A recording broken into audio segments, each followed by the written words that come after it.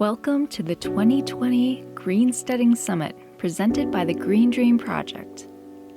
This is a special series of videos featuring permaculturists, homesteaders, farmers, gardeners, and people dedicated to sustainable living. We thank you so much for joining us.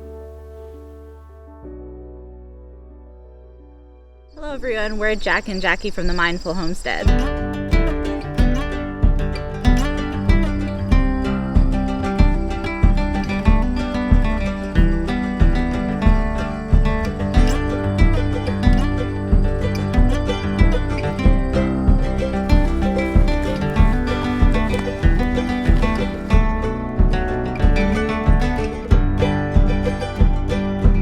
We live here in the beautiful Monadnock region of southwestern New Hampshire. We're on approximately 10.5 acres of land that we bought as a home first and homestead second. This was something that was on our mind when we purchased the property, but we weren't necessarily planning on becoming full-on homesteaders and growing all of our food. Over the last couple of years, with a lot of the situations we've seen take place with global supply chains and things like that, we've really decided that we wanted to put a bigger emphasis on knowing where our food comes from. And then a couple years ago, when we found out we were having Emma, we decided that we wanted to grow as much food on our own property as we could. We ran into a little bit of an issue there.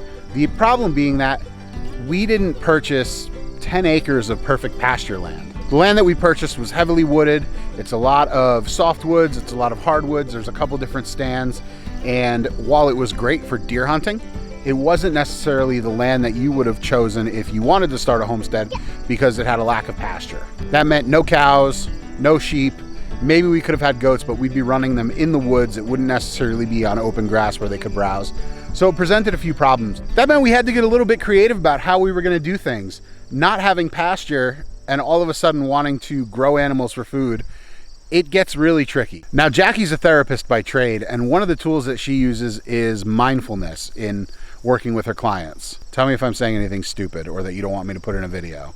Since I'm married to her, I typically see a lot of spillover, and I'm probably her most full-time client. With that comes a lot of knowledge of the things that she talks about in her therapy sessions. Using those concepts of mindfulness, we were able to develop a permaculture plan that allowed us to continually improve our land and grow food for ourselves while we're doing that.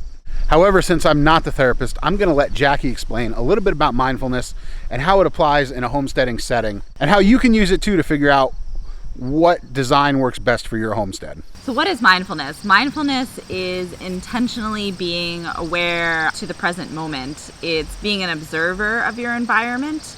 I often like to say, are you mindful? Are you aware? Are you observant? Or are you mindful? Like F-U-L-L. Your mind is full of what are you having for dinner tonight? What do you have to do tomorrow? What time do you have to pick up the kids? So mindfulness really fits into the homesteading world by getting you to slow down and intentionally look at your property, what your goals are for your homestead.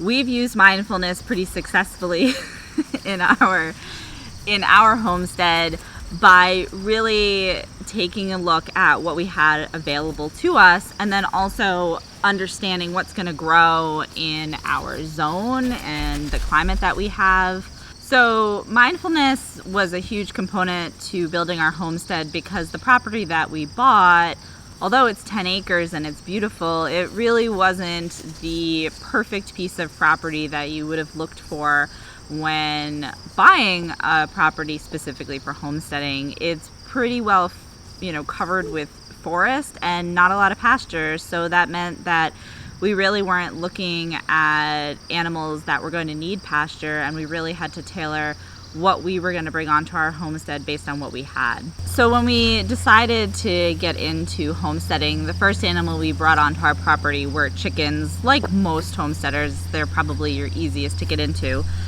And they do help you augment your land to what you need it to be. However, the larger animal we brought onto the farm that was really meant to purposely help us create our homestead into more of what we wanted were pigs. So we brought on 3 pigs and we forest pastured them to help clear out land under all of the trees to be, whether it's pasture or more usable land. We're back here in the area where we ran the pigs last year. What you're looking at right here is a quick clip of what the land looked like before we ran the pigs here in this section of woods. Most of what you're looking at right now was densely brushed. It was super heavy, and by running the pigs back here, we were able to clear this space out and create an environment where not only can we reclaim this land and use it for whatever we wanted, whether it was pasture or, you know, eventually to take these trees down and get to the timber more readily.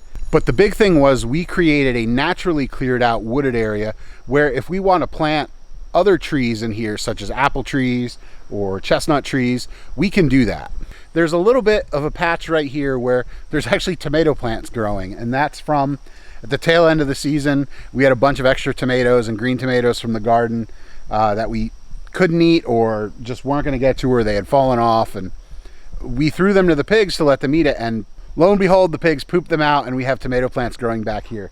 In this area where we ran the pigs last year, there are also a bunch of beech and oak trees, which in the Northeast are a prime source of mast in the woods for species like deer and raccoons and chipmunks and virtually any animal that lives in the woods up here in the Northeast.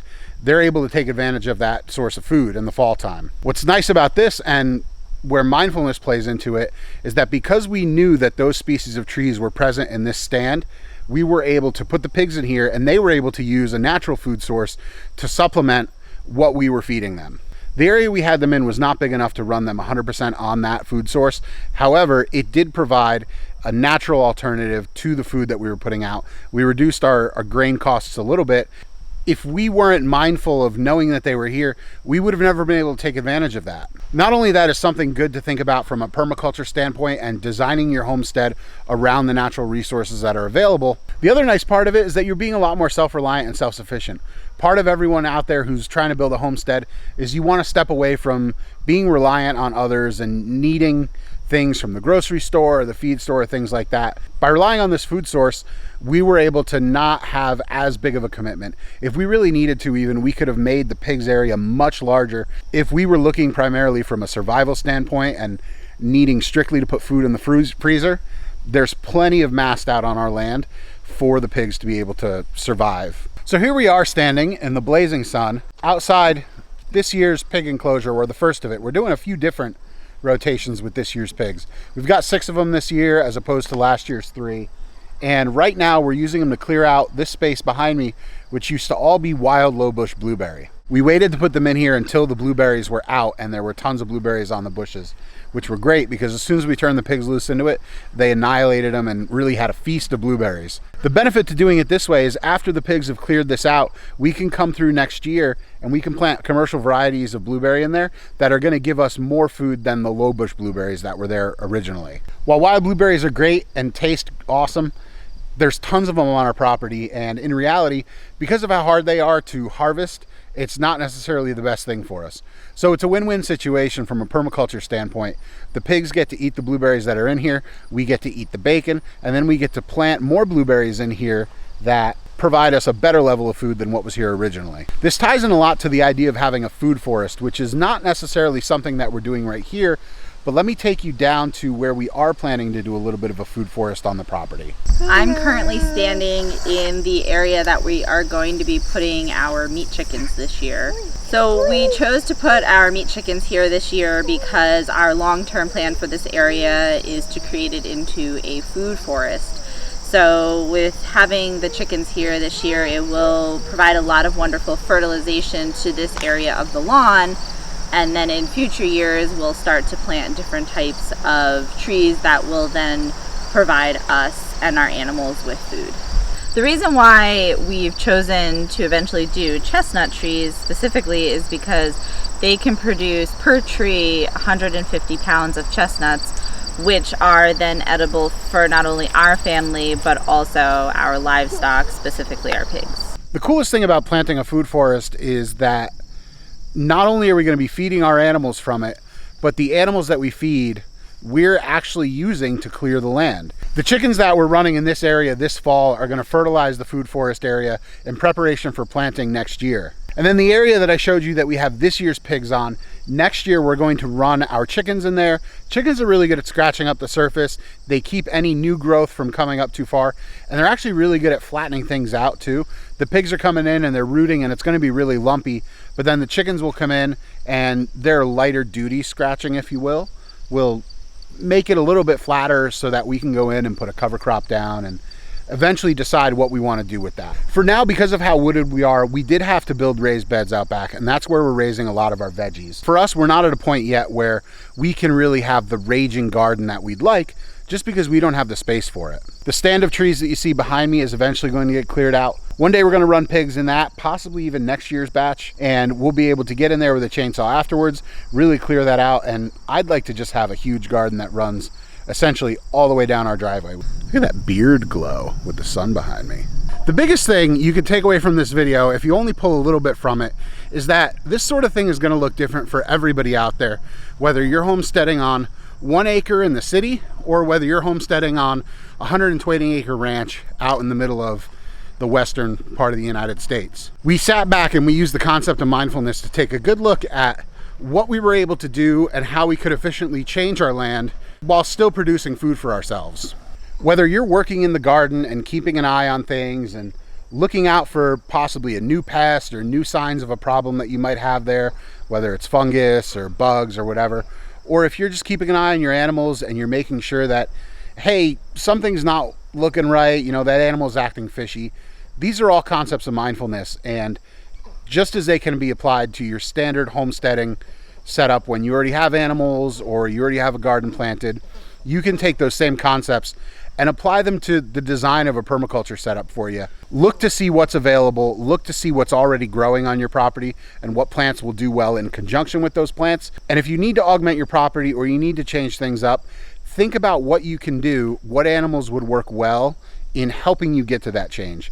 It's all mindfulness, but it all comes down to just being aware of what's going on and using it to your advantage. Thanks for watching this video, and thanks to Jim and Jess for having us. We really had a good time putting this video together and sharing with you how the concepts of mindfulness that we use to build our homestead could also apply to you on yours. If you want to see more of what we got going on the homestead, just look up our channel. It's called The Mindful Homestead. You can head over to mindfulhomestead.com and find us on all your other social media outlets out there.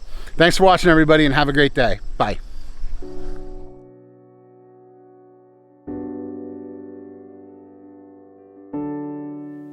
Once again, thank you so much for joining us. Don't forget to check out the other summit videos as well. They'll be available for a limited time on the Green Dream Project YouTube channel. Remember to check out the links in the video description for more information on our speakers and to find out how to get access to all the summit videos to watch anytime.